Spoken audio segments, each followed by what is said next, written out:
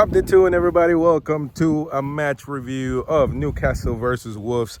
That's my house right there. So that's my dog. That's Lola. And man, it's cold over here in the United States. A little bit rainy out here, and but I want to do this match preview because you guys can see right there. Let me show you real quick. It's really windy, so hopefully you can hear me well.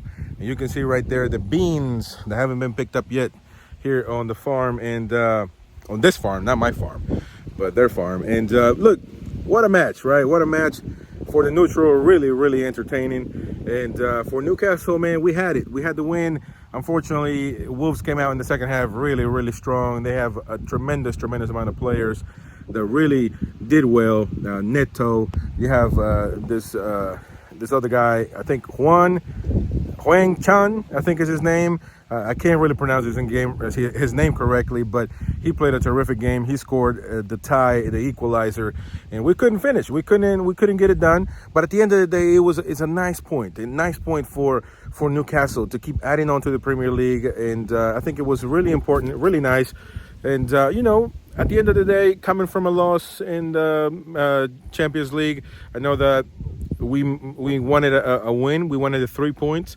I certainly did, but sometimes you can't have it all. And we've been coming off a match that not only we lost the 3 points, but we got some people injured. We got a ban, and our bench doesn't. It looks a little bit depleted at this point.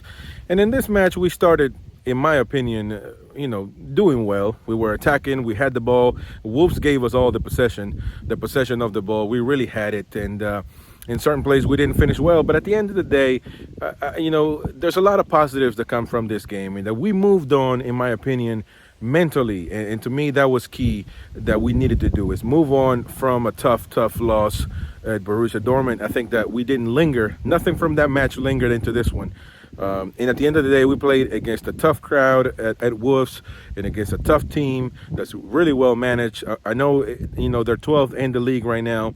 I haven't checked the standings yet, but last time I checked, they were. But it doesn't matter because they've been playing well. And Manchester City, one of the best teams in the league, just came to this stadium and lost. So and a lot of people are going to be questioning the controversial call of this match. And me being objective, I will say, to me, it was not a penalty. It certainly wasn't. It was not. I don't think that he kicked Longstaff enough to. I don't think he kicked him at all. I think he just barely touched him. It wasn't enough for, in my eyes, to be a penalty. So I do agree with that. I won't agree with the amount of people that are now talking about, our owners and how they have something to do with refereeing, and all that is nonsense. Conspiracy theories are just crap. I will say that, it wasn't a penalty. But at the end of the day, Wolves fans and everybody else in the league that seems to be angry at this, especially because it's Newcastle, that they shouldn't be complaining to Newcastle. I mean, they just told us, hey, you got a penalty, go kick it. And that's what we did. That's what Callum Wilson did. So it's not our fault. I mean, you got to talk to the referee. You got to talk to VAR. At the end of the day, I don't even think it was the referee's fault. It was all VAR. They had the chance. They looked at it a million times. They had the chance to say, listen, go check this play. I don't think it's a penalty. And the referee should have done that. But as far as we know right now, the referee called something that I called it in the live watch along. I thought it was a penalty. But then looking at it, 10 times, then I was like, it's not. And it isn't. But at the end of the day, it's not Newcastle's fault. It's VAR's fault. And that's where the complaint should be targeted, towards. So, and I will say this too. Afterwards, VAR was looking at every possible way to jeopardize Newcastle. And that's a messed up way to do it as well. You can't fix a wrong by doing another wrong. So, I'm a little upset about that. But at the end of the day, when you look at the whole match, this was a well-deserved tie from either end. 2-2, fair score, in my opinion. To people that say that Wolves came out the second half and they were much better than Newcastle, to a certain extent they were, but just to say that the whole game was a Wolves game and that Newcastle deserved to lose, that's bullcrap. That's far from the truth.